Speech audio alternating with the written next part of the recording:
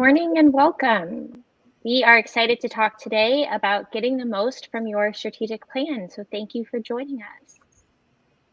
In just a moment here, we'll get started and feel free to use the comments in the YouTube channel to add any comments and we'll be able to see those as we go live.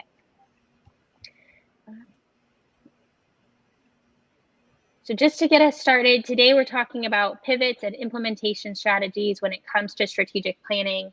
If you're joining us and are unfamiliar, we're Education Elements, and we've been redesigning education since 2010. As an education consultancy group, we've worked with more than 1.5 million students in schools and districts across the country, and we're so excited to join you all today. We believe that schools grow when people grow. And so today, as we think about strategic planning and the pivots and implementation strategies that you're implementing, we're thinking about how do we help really bring people along in the process so that your strategic plan is meaningful for your community and for the people that you work with. We're going to take a minute just to introduce ourselves. I'm Courtney Flanders. I'm joining you from Dallas, Texas. I do a lot of work in the Southeast area, and I'll pass it over to Katie and Justin. Hi, good morning, everybody. I am joining you from Reston, Virginia. I'm a partner at Education Elements, and I support school districts in Virginia, Georgia, and Louisiana. Justin, I'll pass it over to you. Thanks, Katie. Good morning, everybody. Justin DeLeon, partner with Education Elements. I'm based in Miami, Florida, where I started my career in education here in the district. I've been supporting districts and schools across the country in the Southeast, and now I mostly work with schools and districts in the Southeast. It's nice to be here with you. So we'd love to get a sense of who's joining us live today. If you could, in the chat, share your name, your location, your role, and a habit you're trying to build. We want to think about how strategic plans are something that we come back to time after time, just like when we're implementing a habit. As you're thinking about your response and adding it to the chat, we'll share a little bit about ours. Katie or Justin, what's one habit that you're trying to build right now?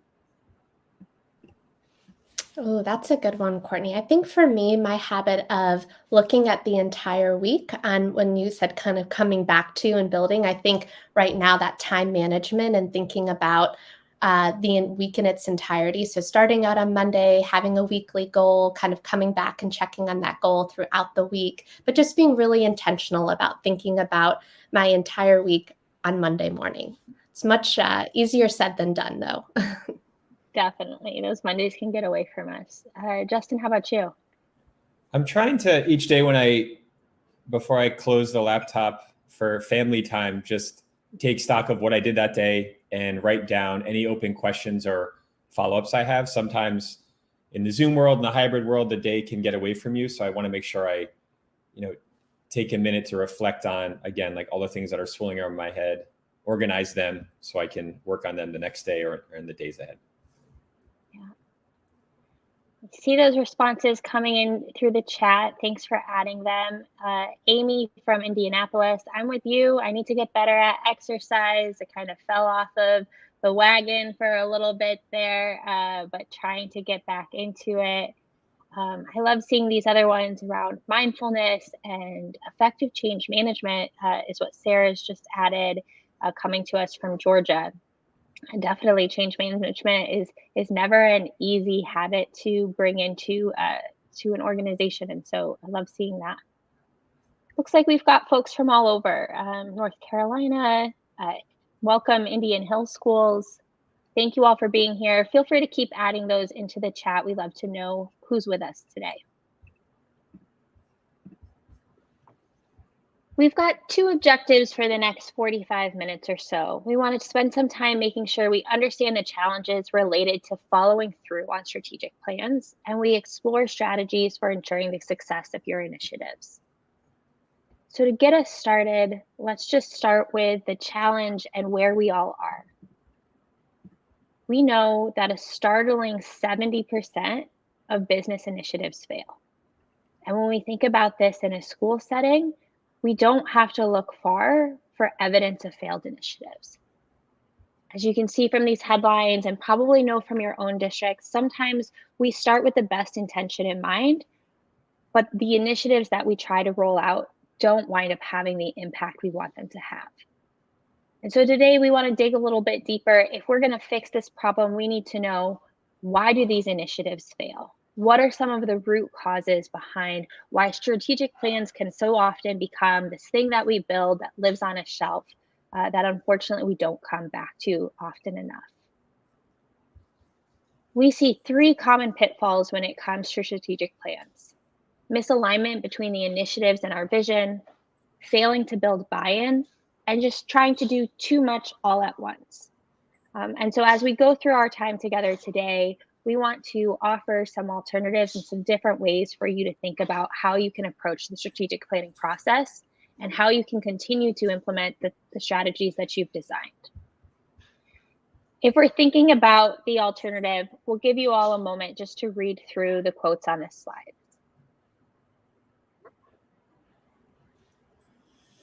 Strategy requires making explicit choices to do some things and not others, and building a business around those choices. In short, strategy is choice. More specifically, strategy is an integrated set of choices. When we're thinking about our strategic plans, we're making intentional choices about the ways our district will move and how we will implement change for kids. The objective is not to eliminate risk, but to increase the odds of success. And so as we think about this and all of the things that you're putting into the chat about what it is that you want to improve on the next steps for your districts, you want to respond to the ever-evolving needs of public schools, we believe that there are certain pillars that you can use to help get to that approach. First and foremost, collective buy-in is developed when strategic plans are developed with and not for the community. That means that your community is an active participant in the development of the strategic plan and that their voices are heard in ways that are meaningful. The way we plan is just as important as the plan itself. If we aren't intentionally building stakeholder engagement throughout the process, then we know that the plan is less likely to be successful. If we've learned anything in the last couple of years, it's that we can't always predict the future. And so when we think about our strategic plans, we know we have to plan for change and not perfection. We want plans that can respond to a changing world and be adaptive without losing sight of the overall vision. And finally, we know that if our teams have a shared destination, we can break down those silos and hierarchies so that people can truly work together to implement the plan. We hope that these things are resonating with you. Your strategic plan probably has lots of different components. We'll take a moment here just to level set on how we might think about those things. Whether you refer to it as your mission or your purpose, ultimately, there are things that we have to answer about why we exist, where we're going, what we believe, what we want to focus on in the next couple of years, what success looks like, how we get there, and how we get to our plan.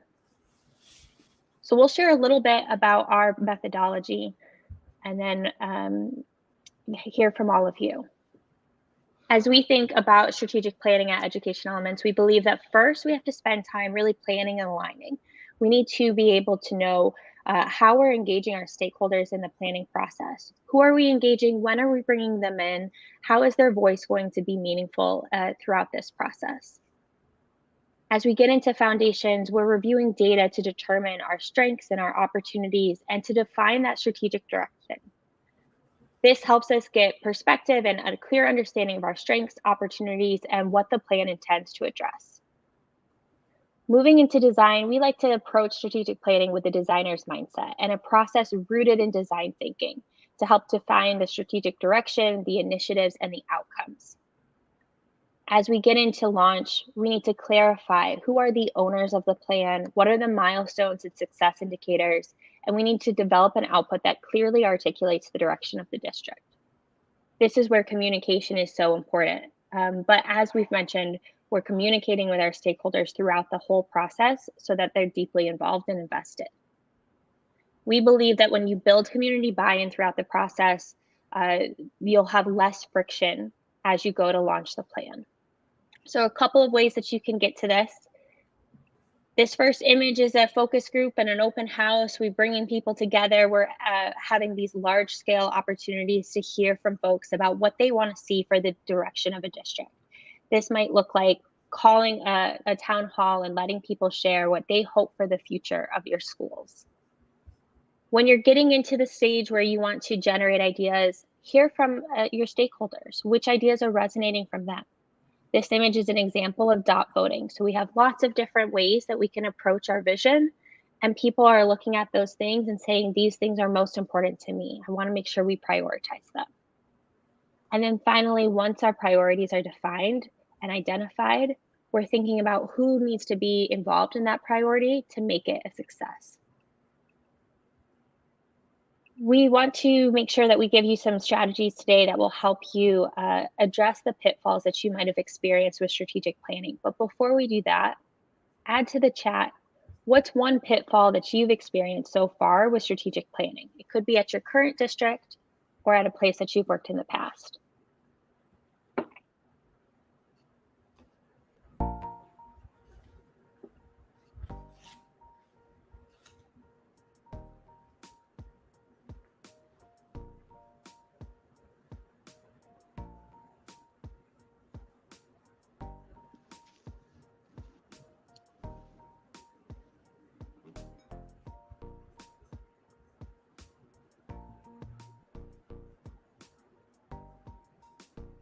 Seeing high turnover, absolutely. If we build that strategic plan with only a few stakeholders in mind, and then those stakeholders leave or transition into different roles, then getting everybody bought into that plan can be challenging, and continuing to act on it. Other pitfalls.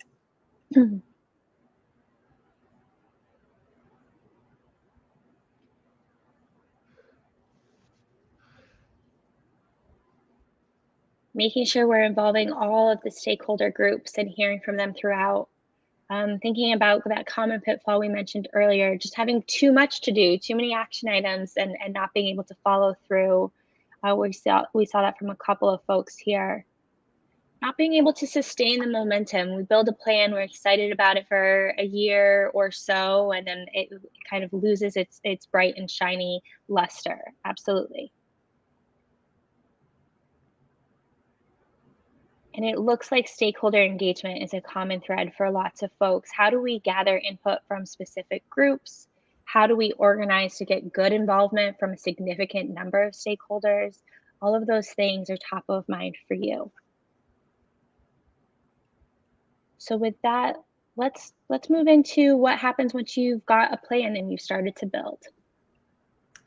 Yeah, thanks, Courtney. So I think, and I'm hopeful actually that several of these pitfalls and challenges that you all have identified will speak to here over the next few minutes. So as Courtney kind of walked us through our methodology, our approach at Elements for the planning process, where I want to take you all now is you've invested in creating this wonderful plan. Now what? How do you operationalize the plan that you just spent so much time and effort crafting?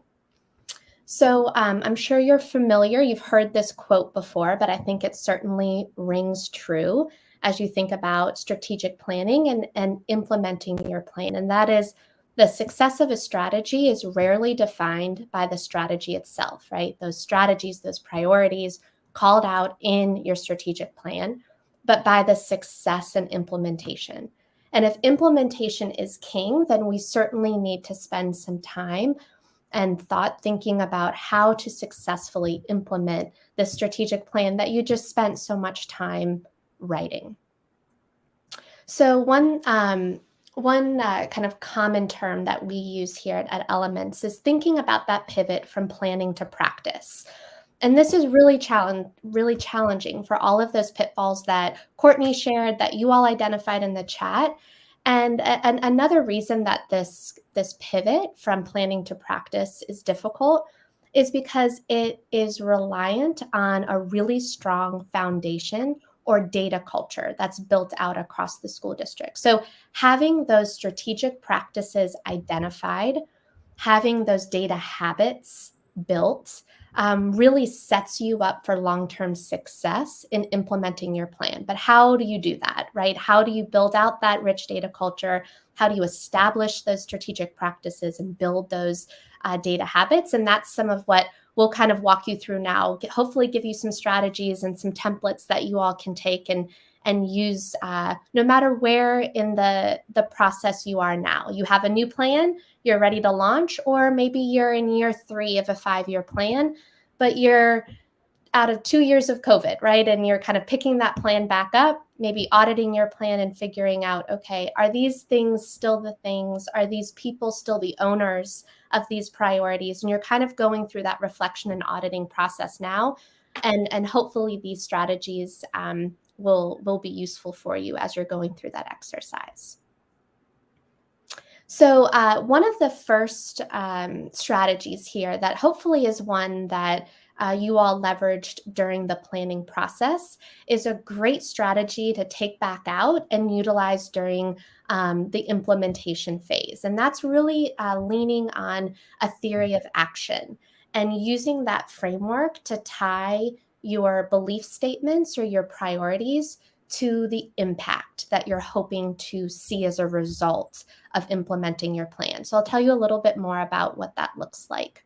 So in its most basic form, right, a theory of action is a set of practices or maybe a set of priorities and initiatives you've called out in your strategic plan, and then labeled results that you are hoping to see as a product of those practices. So maybe that's a change in behavior across your staff, your educators, or your students. Maybe it's a change in policy or practice across your school system.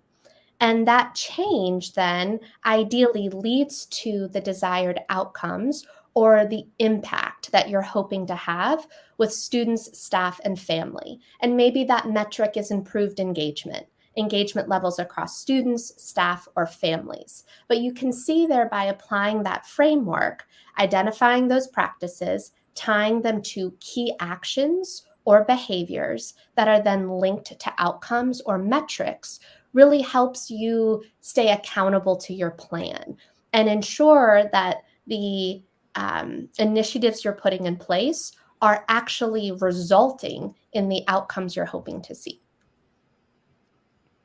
So thinking about taking this framework and actually applying it.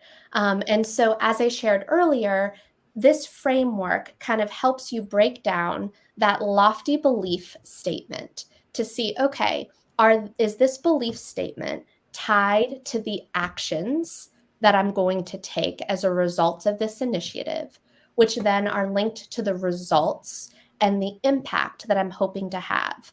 And by kind of connecting those dots from belief to fidelity to effectiveness and then impact, you can know that as you're going to operationalize your plan, you are really tracking impact and monitoring progress against key initiatives. So I'll take this framework here and apply it to maybe a belief statement or a priority that you've identified in your strategic plan. So you can see with this belief statement, that next slide for me there. Thanks, Courtney. The belief statement on the left, and we'll kind of start 30,000 feet with the belief statement and then zoom in to impact.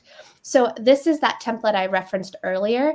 This is something that I hope you all borrow and use as you're thinking about implementation, or maybe you're in year 2, as I said, and you're kind of auditing your implementation and your progress against your plan. This is a great template to use. And so you can see on the left there is a belief statement. This is something that could be taken straight from your strategic plan.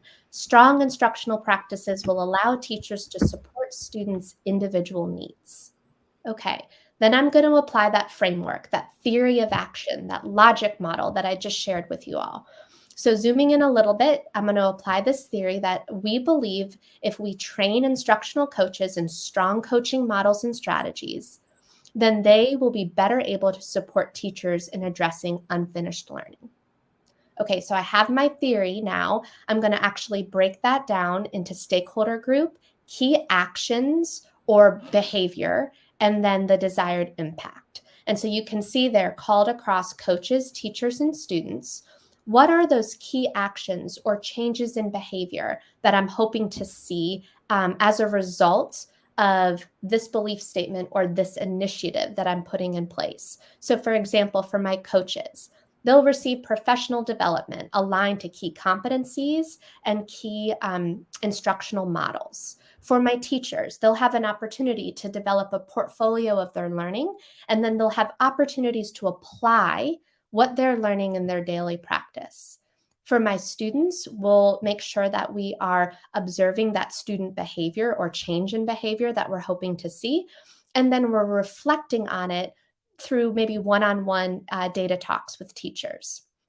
The impact, those desired results that I'm hoping to see and kind of measure fidelity and success of this, is that coaches will report that they feel empowered to modify their practice to meet individual teachers' needs based on their new learning, that they will complete these coaching cycles for 100% of the teachers that they mentor. Teachers will report that they have received the coaching support that they need, and they also will share that they know who to go to for additional support and mentorship. Thinking about those engagement metrics that I shared earlier, maybe one metric for success for students would be increased achievement scores or increased engagement levels reported by students saying that they feel respected and seen in school. You can see here, going from this kind of lofty belief statement, applying this theory of action really helps take the priorities identified in your plan and crosswalk them to the impacts that you're hoping to have as the results of these priorities. So one thing that you may want to consider doing before applying this logic model is go ahead and just revisit all of the initiatives that you have put in place as a result of your strategic plan, and use a simple key, such as the example that we've put on here, to go through, okay, here are all of my key initiatives tied to my focus areas that I've identified in my strategic plan. Where are we with these? Are we seeing success and we want to continue progress? We want to continue moving forward with implementing these initiatives? Okay, great. Mark it there in blue. If you are noticing that it's not having the intended impact you want, maybe you need to change something and pivot. Or if you don't have enough information or enough data to make that call, pause the initiative and do a deeper dive into what's happening around implementing this initiative or this program. Or maybe you have enough data to make the call that this is no longer a priority, or this initiative is not having the intended impact we thought it would, so we're no longer going to prioritize it. And so I think once you go through that process and you have a new narrowed, updated list of initiatives, then you can apply that logic model that I just shared with you a couple minutes ago. So I'm curious now to kind of pause, hear from you all. How are you currently doing this in your districts? How are you monitoring progress made towards your plan? How are you tracking impact currently? And I'd love if you all could we take a couple minutes and share just some learning for Courtney, Justin, and I for what does this look like in your districts? Oh, good. Color code makes me happy too, Melissa. See my planner.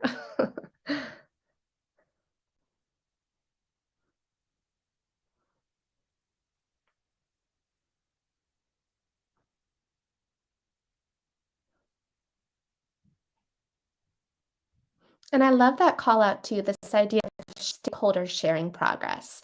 I think so often when we think about data culture, we think about the few key people who have data in their title, or research or accountability in their title. When you're building out a data culture, data is for everyone. It's for students, it's for parents, it's for staff. And so I love that call out of having your stakeholders report progress and be part of that monitoring process is really important. Yes, having a data cycle where you're reviewing data annually, and kind of coming back to make sure that auditing process that we kind of talked about earlier is really key to tracking impact and ensuring that you're seeing success. Oh, wonderful. Yeah, I do think a lot of these strategies, like Courtney shared earlier, typically so much thought and time is put into the planning process that we then don't leverage all of those great strategies that we use during planning during implementation. And so I think there's a lot to borrow from our planning process to then reuse during implementation to make sure that we're staying on track and we're having the desired impact. And with that, Justin, I'll hand it over to you. Thanks, Katie. And thank you again, everybody, for taking the time to share your reflections and just the honest experiences you're having. I hope you're not too attached to Katie's color-coded framework, because I'm going to share a few more. So I hope you feel good about these too. So we're going to change gears a little bit and think about how can we reflect on the depth of initiatives and what does that mean in terms of how you adapt the actions that go along with a given initiatives and the expectations that you set in terms of monitoring, follow through, support, and providing resources.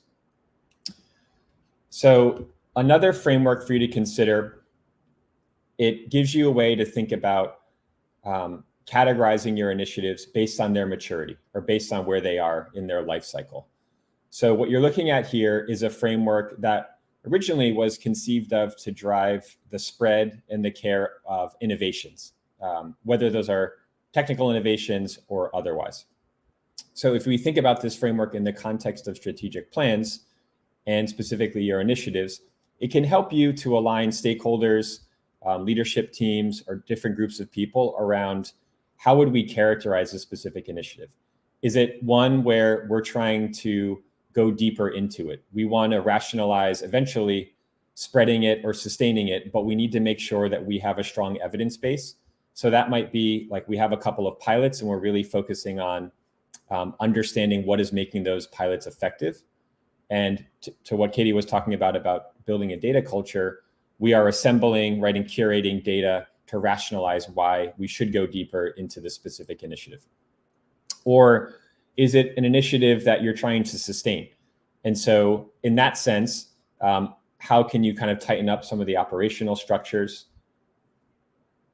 Can you take a hard look at some of the resources you put behind a certain initiative? Maybe you need less resources on the professional development side, and that can free up resources for other things.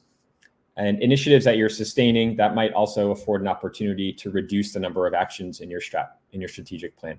That was something that we mentioned as a common pitfall, and that someone called out earlier, that often initiatives have too many actions attached to them. And then it prohibits people taking action, ironically, and there's no follow through, right? And so again, characterizing or categorizing where your initiatives are can help you be more specific about the types of actions that you need and potentially reduce, right, the number of actions you have because they're dialed into where that initiative is in its life cycle. So you can see as this continues, this framework, there's different considerations that you can make if it's an innovation you want to spread or shift or evolve. So we really encourage you to think about this, and you can use any number of these frameworks in tandem with each other, right? So think of what Katie showed you and what we're looking at now as different lenses, depending on what group you're working with or the nature of the meeting that you're having. So another way to think about your initiatives and to reflect on the depth of them is using another framework, right, for progress monitoring, but also aligning teams on, again, the maturity of a specific initiative and kind of what phase of its life cycle is it in. So what you see on the right-hand side and that little key are three different colors. So either this is an initiative that we're currently implementing right now. We're in a transition period. So that might mean we are sunsetting something, right? We're figuring out how to scale it. We're figuring out how to go deeper into initiative, or we're in the research and discovery phase. So we're trying to understand what operational practices are we going to bring to it in structures? What is professional development going to look like for our teachers to bring something to life? or whatever the case may be. This can also, using a framework like this and categorizing your initiatives in this way also helps with defining the actions that you need and narrowing the focus and creating more efficiency for how you bring initiatives to life. So we know that if we're going to be in a research and discovery phase, for example, for staff self-care and wellness, we might not need as many people involved, right? We can have a smaller team of people doing that research, and we can plan specific meetings when we're going to have them share out so that we have that accountability and the follow through, right? So again, think about these as different lenses and different ways to characterize where your initiatives are to help you decide on the actions to bring them to life. No, we're good. We're good, Courtney, to move forward. All right. So a number of you also talked about stakeholder engagement and sustaining stakeholder engagement as a challenge and a challenge to bringing your strategic plans to life, but also modifying them and adapting them so that at the end of the day, they're effective and it plays its role in helping to transform and improve your school or your district so that students achieve. A key part of that is understanding who your impact players are. So who are the people that are involved with any given initiative or across multiple who are really going to be champions of the work that you're doing and that you want to bring to life.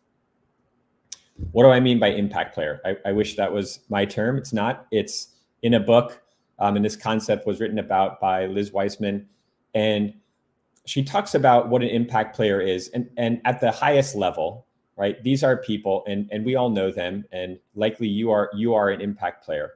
But these are people who don't see problems as problems. They see them as opportunities to do something new, do something different, do something better, right? So it's not things are going wrong. It's more like, great, this gives us a chance to do X, right? So they tend to be more excited about ambiguity and messy problems, figuring it out. They tend to be much more solutions oriented, right? And kind of think ahead and say, like, this is where we might experience certain pitfalls and challenges. And here's when we might plan to make some adaptations. They're curious. So they ask questions about, why are we doing things a certain way? What data backs this up? Who's doing what? What's our intended impact, right? So some of the things, Katie, that you were walking us through with the theory of action. And perhaps most important in the context of a strat plan is making the work feel light for others. So whereas others might be overwhelmed by the ambiguity of a staff wellness initiative, right? Or integrating teacher wellness into the day-to-day, an impact player is going to think about how to chunk the work, how to talk about the work so it feels doable, and how to talk about the work so people understand what exactly needs to happen and why. And the way that we engage schools and districts in strategic planning, and really any strategic efforts, is through using this stakeholder engagement framework on the left. The font, I apologize for the small font. We certainly will be sharing this out. But essentially what you're looking at is our strategic planning methodology, and then the different groups of people that we engage and we recommend that districts and schools and leaders engage, and why and how to engage them in certain ways. So we have a project team, steering teams, planning teams, advisors, and each of those groups are going to be involved in different ways, right? So your core project team is essentially leading and facilitating the entire effort of getting the strat plan created, right?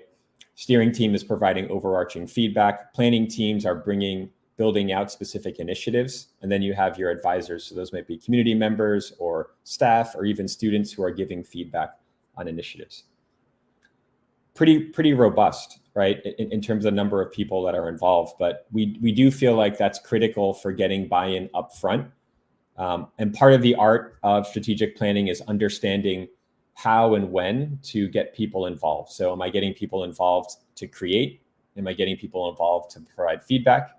Am I getting them involved early? But in the context of our conversation today, it's how am I continuing to engage the people that helped originally write the plan, to get feedback on how it's going, to help us reflect on data, and then to make decisions about how and why we might want to pivot. And so through your initial process, you probably identified, bringing it back to the previous idea of impact players, there's probably a few people that you identified as impact players right through the process. And those might be people that don't have a specific job title or don't have the job title that you would expect, or they might be a community member, but they feel particularly passionate about staff wellness, right? And that might be a doctor in your community, right? Or it might be a parent in your community who's a retired teacher and they care deeply about this.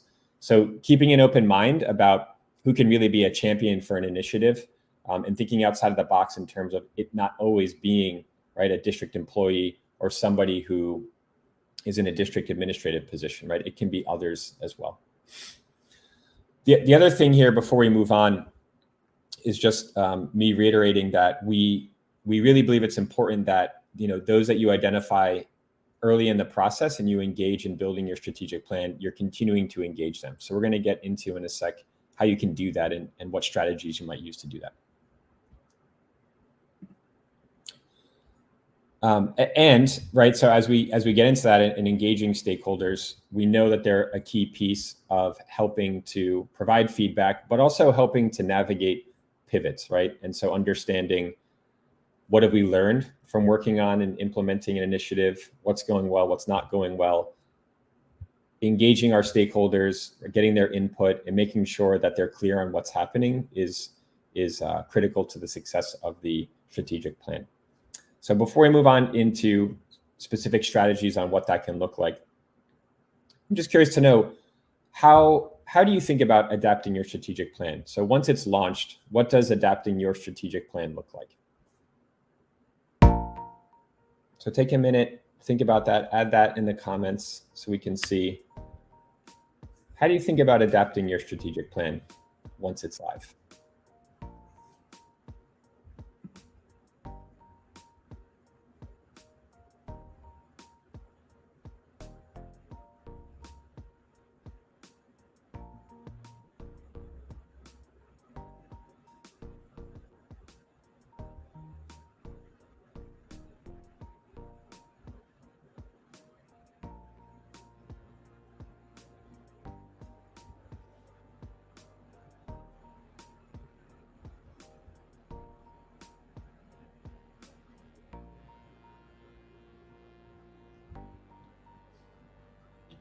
All right, so we have some periodic review of progress, right?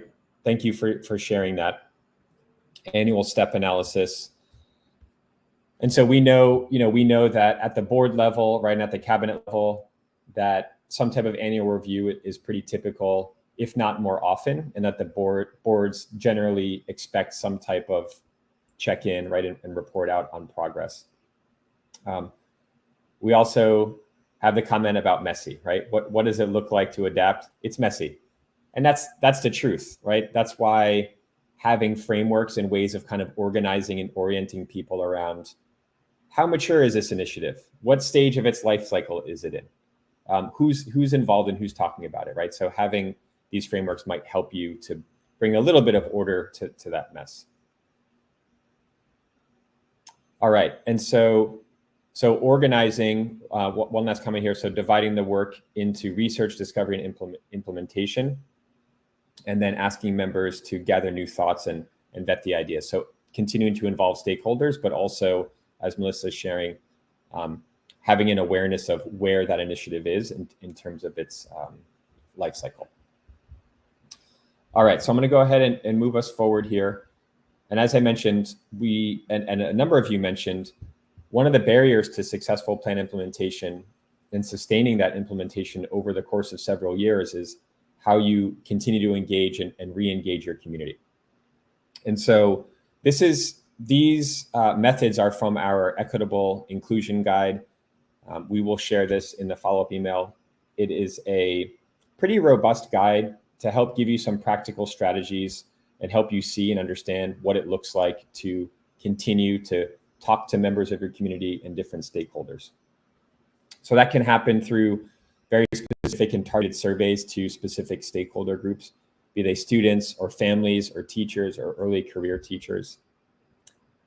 Making a bulletin board available. That could be a physical bulletin board or something virtual where like a Jamboard, for example, or a Padlet where different community members can add ideas or share reflections and thoughts about how an initiative is going. Or it might be that you're prompting people. So maybe weekly or monthly, you're putting a new prompt on a bulletin board and just giving some scaffolding in some direction to help people know how to give feedback.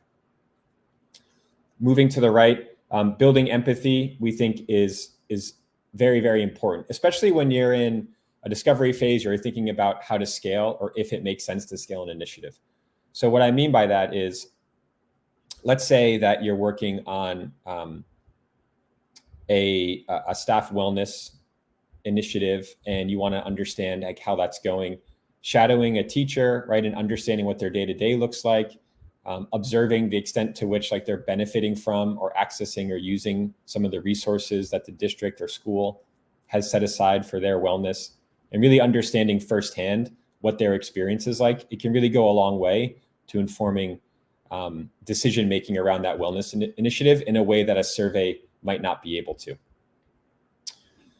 And then a couple more at the bottom here, right? So having more open town halls. So you might organize town halls around a specific initiative and just doing that through Zoom or going out into the community and hosting it there so that it's more accessible to a larger group of people.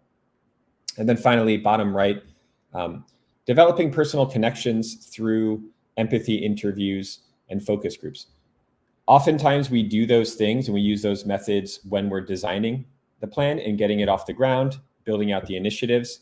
But we can be and should be coming back to those similar strategies once the plan is launched to check in on how it's going and to inform what those pivots will look like. All right.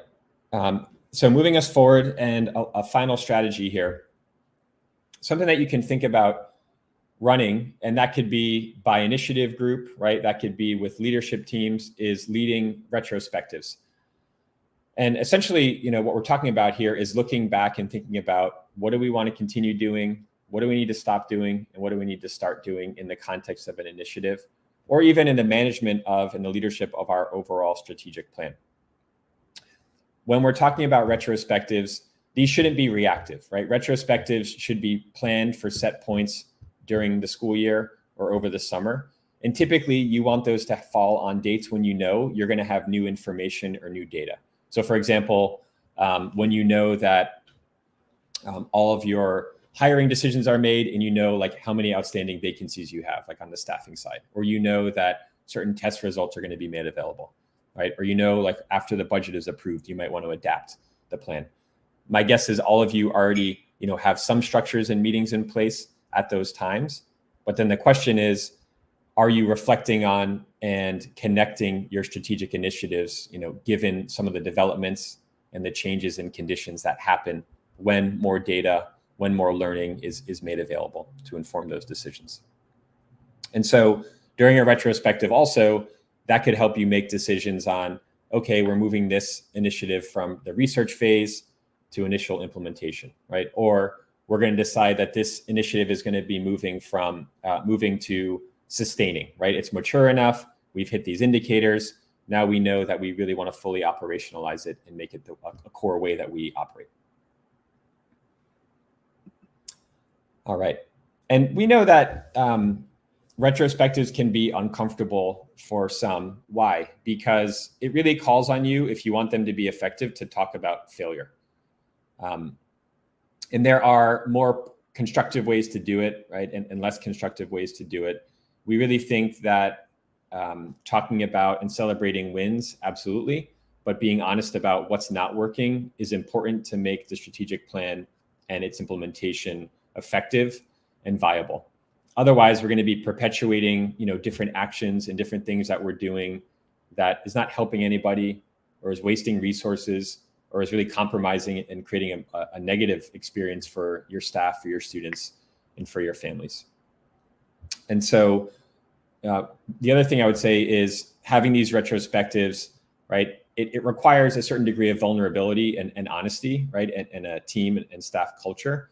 And so modeling that with the most senior leaders and doing that at the top is really paramount for making these types of conversations effective. And part of why we believe in talking about failure and the positive things through a retrospective is that it really just does help to prevent replication. So what's not working, how do we make sure that we're avoiding that in the future? And thinking about and having a structure to avoid placing blame on people, right? It's not about, what someone is doing right or wrong. It's more about like what's working, what actions, behaviors are leading to effective implementation of our plan. But in the absence of a protocol or a structure, we often resort to blame, right? Or we resort to avoidance. And so let's get out ahead of it through retrospectives. All right. So rounding us out here, and just a final thought, we really believe that having a plan is not enough. We have to make equal investments in using the strategies to implement the plan and build a data culture, or we'll fail to make informed and more equitable decisions about how to improve educational experiences and outcomes for all students. So we really hope that some of these frameworks and ideas and approaches can help you to make more informed decisions, more equitable decisions, to better support the families, teachers, staff, and students in your communities and across all of your schools. And hopefully, through reviewing each of these frameworks and ideas and concepts, we were able to successfully meet our objectives. So we took the time up front to understand the challenges related to follow through on strategic plans. We talked quite a bit about struggling to continue to engage stakeholders, having too many actions, and having misaligned initiatives. So initiatives that are maybe not aligned to the actual on-the-ground needs, or not aligned to the current staff capabilities, right, or resources that are available in the district. And then we shifted gears and we took time to explore different strategies for ensuring the success of your initiatives. So we walked through different stakeholder engagement approaches, the role of retrospectives, excuse me, different frameworks or lenses for thinking about how to characterize your initiatives, right, and how to design actions around them, and also the importance of building a theory of action and how that can support a data culture. So we'll certainly be sharing these slides with you in a follow-up email. And again, we're grateful for your attention and your energy and your time today. And that's all for us. Thank you so much.